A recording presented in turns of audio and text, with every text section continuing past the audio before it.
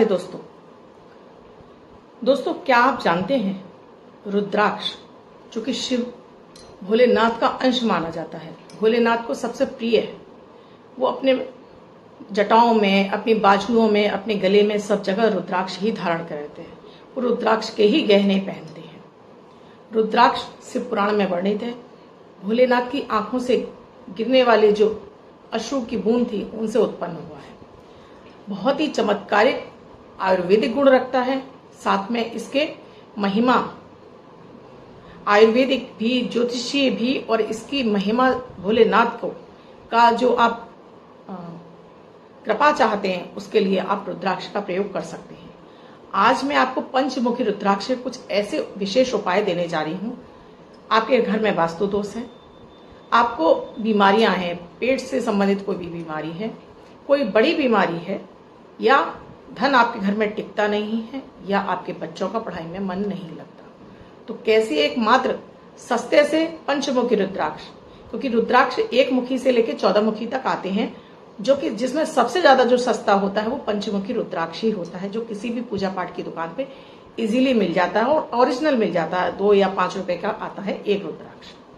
इस रुद्राक्ष का आप कैसे प्रयोग करें अपने जीवन से, समस्याओं से और कष्टों से निकलने के लिए, ये विशेष उपाय तो आपको बतानी चाहूंगी ही। माता माँ लक्ष्मी की कृपा कैसे आप पा सकते हैं, इसके साथ ही अपने अमृत की बूंद और जादुई अक्षर दूंगी, राहु काल और अभिजीत मुहूर्त का समय बताऊंगी, साथ में आपको लकी अंक देने वाली हूँ।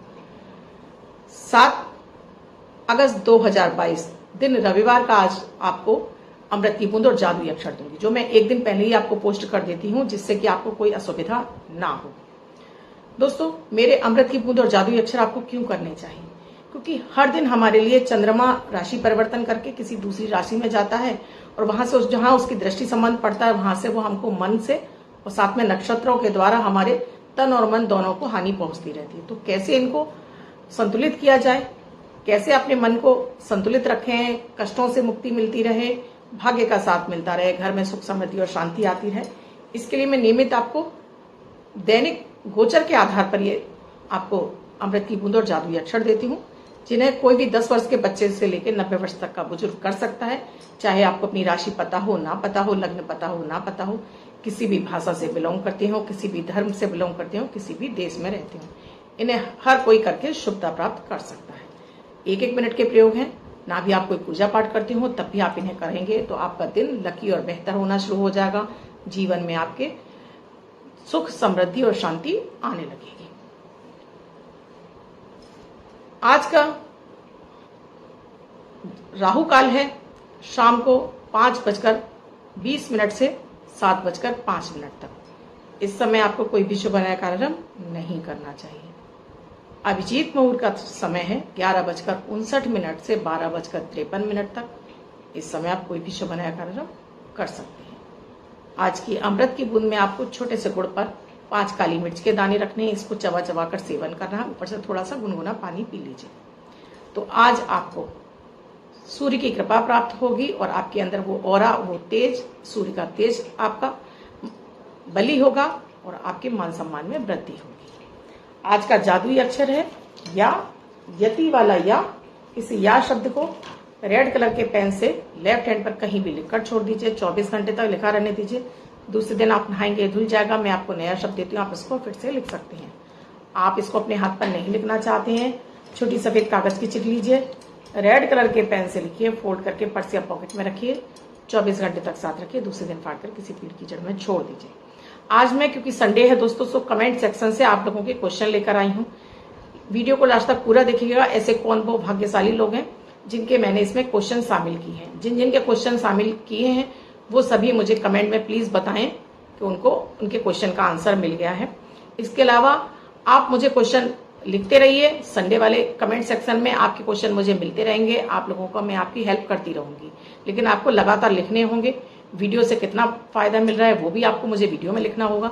साथ में आप मेरे इस चैनल से नए जुड़े हैं या आपने अब तक मेरे इस चैनल को सब्सक्राइब नहीं किया है तो प्लीज पहले चैनल को सब्सक्राइब कीजिए, साथ में बेल बटन को ऑल पर कर लीजिए। दोस्तों, रुद्राक्ष जो कि शिव का अंश माना जाता है, और रुद्राक्ष के जरिए आप अपनी किसी भी इच्छा मनोकामना को पूरा कर सकते हैं। हम महंगे महंगे रत्नों की तरफ भागते हैं, हम महंगी महंगी पूजा पाठ की तरफ भागते हैं।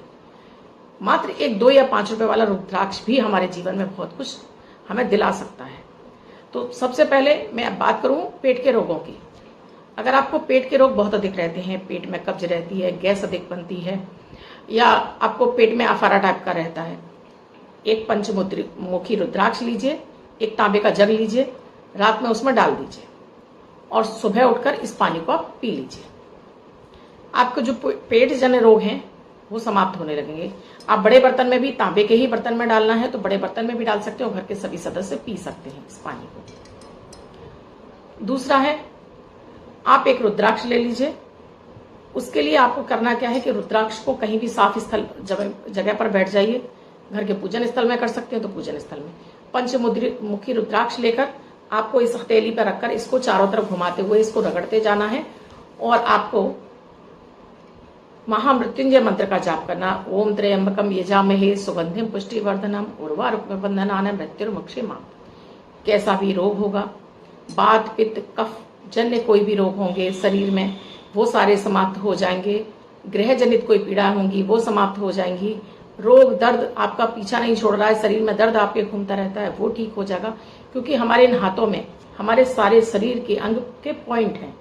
ये एक्यूप्रेशर का काम करता है और जब आप महामृत्युंजय मंत्र के साथ में करते हैं तो भोलेनाथ आपके रुद्राक्ष के जरिए करते हैं। तो महामृत्युंजय मंत्र के साथ में भोलेनाथ की कृपा मिलती जाती है और रोगों से आपको मुक्ति मिलती जाती है जब आप इसको इस तरह अपनी सभी उंगलियों पर गोल गोल घुमाते चले जाते हैं। करके देखिएगा तो उससे बहुत ही इफेक्टिव है। बहुत सारे लोगों ने करके मुझे बताया है, बहुत फायदा मिलता है इससे। ये तो रही रोगों से मुक्ति की बात। अब मान लीजिए कि आपके घर का वास्तु खराब है, घर का वास्तु खराब है, ईशान कोण में आपके टॉयलेट लैट्रिन बाथरूम बने हुए हैं, या ईशान कोण ऊंचा है और वास्तु की तोड़फोड़ आप नहीं करा सकते हैं। जब भी आपका ईशान कोण खराब होता है आपको संतान के सुख में बाधा आने लगती है, संतान का फ्यूचर खराब होने लगता है, या संतान नहीं होती है, या संतान से संबंधित आपको कोई ना कोई समस्या बनी ही रहती है। क्योंकि जो ईशान कोण है वो गुरु का स्थान होता है, और जब भी गुरु यानी कि देवगुरु बृहस्पति आपकी कुंडली में खराब होते हैं, जो कि पंचम के भी कारक हैं, लाभ के भी कारक हैं, सप्तम के भी कारक हैं, तो उन भाव से संबंधित आपके जीवन में समस्याएं आने लगती हैं। अब मान लीजिए कि वास्तु खराब है आपके घर का और आप उसमें कुछ तोड़फोड़ नहीं करा सकते हैं, तो एक पंचमुखी रुद्राक्ष की माला, चाहे वो 54 दाने की हो चाहे वो 108 दाने की माला हो, उसे ईशान कोण में ले जाकर आप स्थापित कर दीजिए, किसी भी कील पर टांग दीजिए और उस कोने की सफाई आप ही करिए और नियमित उस कोने में आप गंगा जल छिड़कना शुरू करिए। आपके घर का वो वास्तु का जो दोष आ रहा है वो सारा समाप्त होने लगेगा। संतान की के भाग्य की वृद्धि होने लगी, संतान से आपको सुख की प्राप्ति होने लगी। अगला दोस्तों, अगर आपके घर में पैसा तो बहुत आता है पर टिकता नहीं है, कब आया और कब खत्म हो गया आप इसी फेर में रह जाते हैं, तो पंचमुखी रुद्राक्ष को आप एक सफेद कलर के धागे में 5 पंचमुखी रुद्राक्ष ले लीजिए।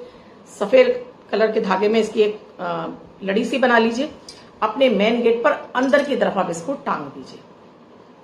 जब आप देवगुरु बृहस्पति, क्योंकि पंचमुखी रुद्राक्ष पर देवगुरु बृहस्पति का अधिकार होता है, बृहस्पति की ऊर्जा को बढ़ाने के लिए पंचमुखी रुद्राक्ष का प्रयोग किया जाता है। तो जब यहाँ ये टंगा रहेगा तो बृहस्पति की ऑरा आपके घर पर बनी रहेगी, तो जो धन आ रहा है वो टिकेगा और आपके घर में बरकत होने लगेगी, बचत होने लगेगी। अगला प्रयोग है कि आपका बच्चा अगर नहीं पढ़ता है तो एक पंचमुखी रुद्राक्ष लाल कलर के धागे में उसको आप गले में धारण करा दीजिए। किसी भी भोलेनाथ के मंत्र से अभिमंत्रित कर लीजिए, धूप दीप दिखाकर भोलेनाथ से प्रार्थना कीजिए, इसको ज्ञान की वृद्धि हो, बुद्धि दीजिए, पढ़ाई में ये तेज हो, पढ़ाई में इसका मन लगे, और वो रुद्राक्ष इसको गले में धारण करा दीजिए और पहने रहने दीजिएगा लाल धागे के अंदर इस रुद्राक्ष को, और एक ही पहनाना है आपको। देखिएगा आपके संतान का पढ़ाई में मन लगने लगेगा। जो मैंने पंचमुखी रुद्राक्ष का जल बताया है वो भी आप इसको बच्चों को पिला सकते हैं। ये पंचमुखी रुद्राक्ष पहले आप भोलेनाथ को अर्पित कर दीजिए, उसके बाद इसको धारण कर लीजिए, तो ये आपके धन में वृद्धि करने लगेगा।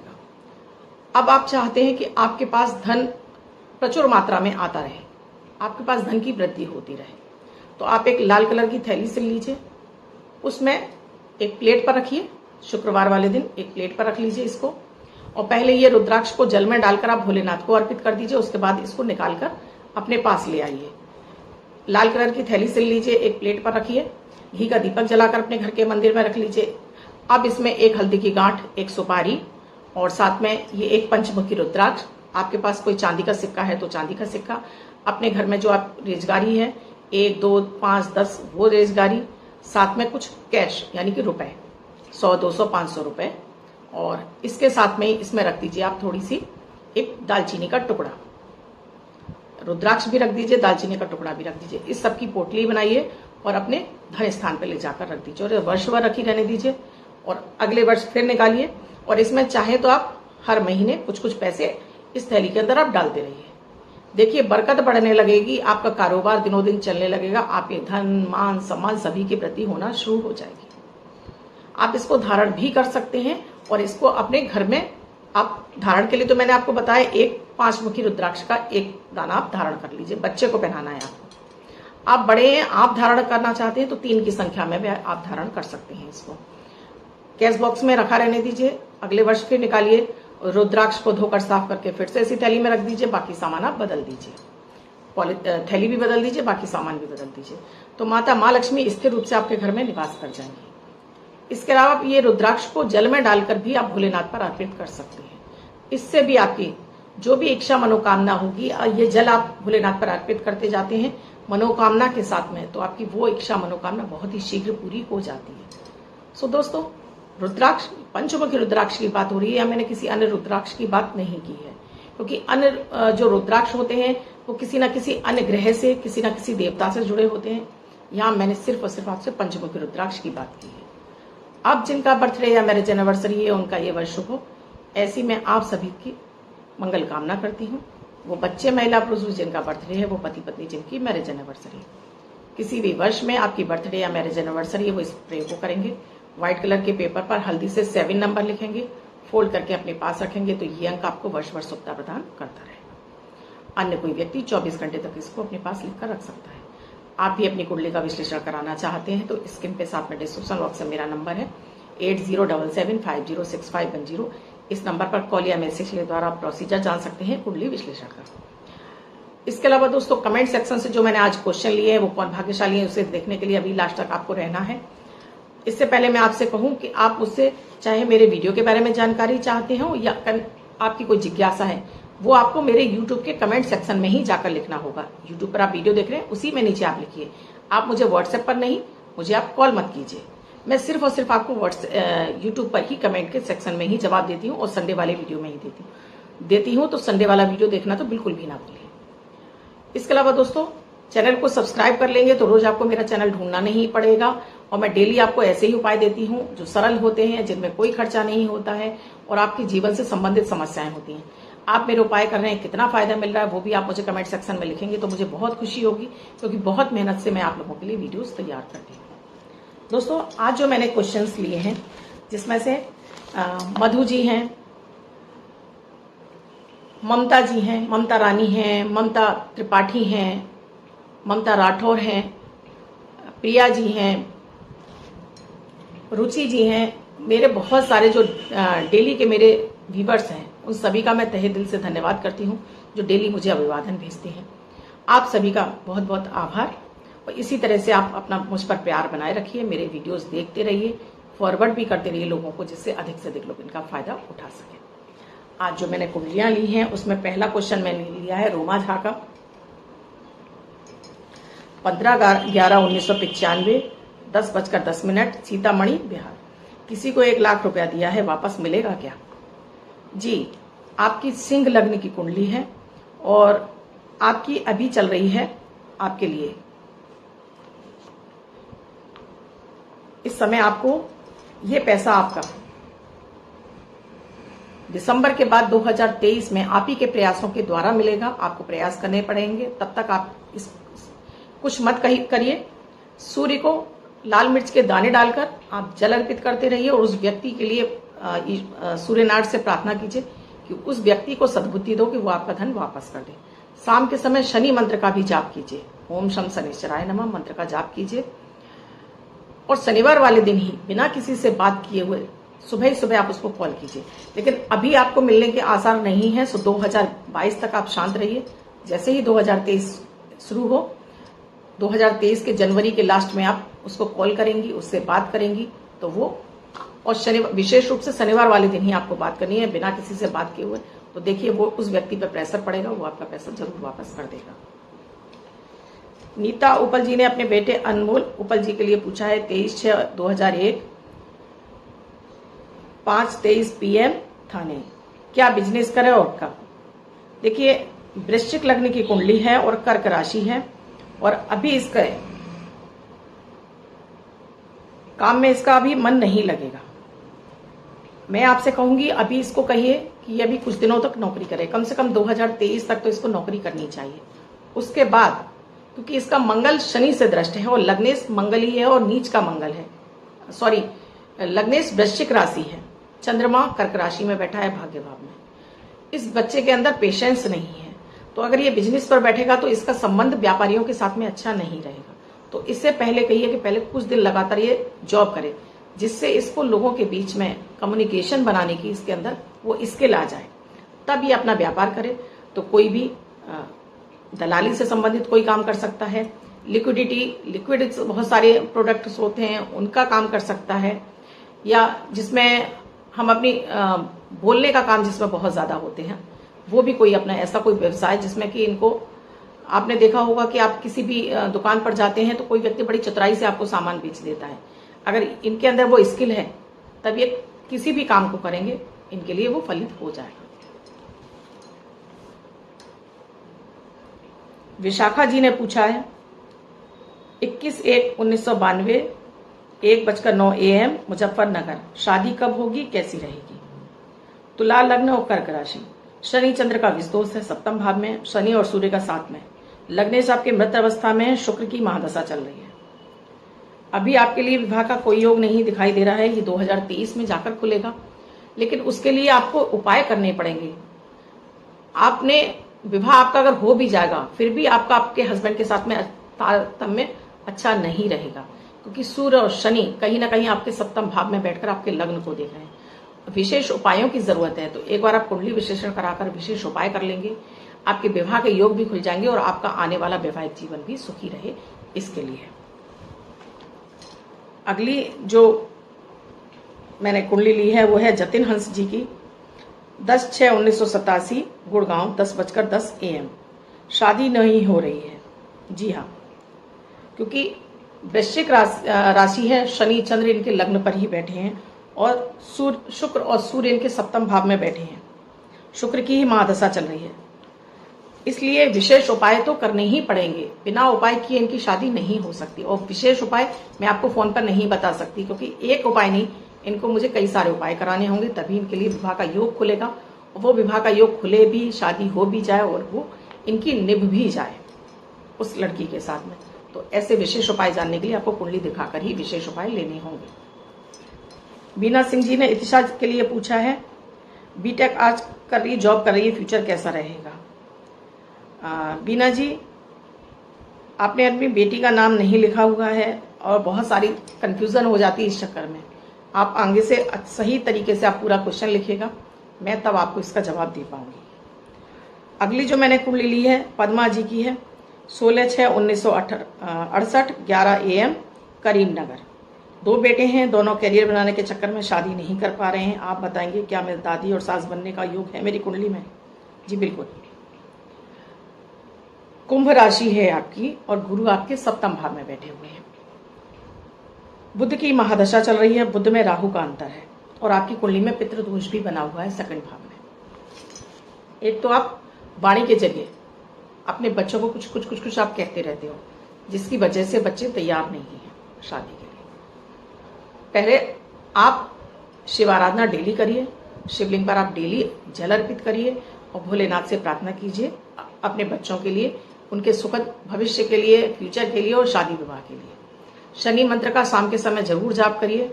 इसके साथ ही अपने बच्चों की कुंडली दिखवाइए, जिससे पता चले क्या बात है, बच्चे क्यों शादी नहीं कर रहे हैं, क्या विवाह योग बंधन है, या क्या ऐसे कौन से ग्रह हैं जो उन्हें शादी नहीं करने दे रहे हैं, जिससे उनके उपाय कराए जा सके और बच्चे शादी के लिए मान भी जाए और आपकी लाइफ में आपका दादी और आपका सास बनने का सपना जरूर पूरा हो जाएगा।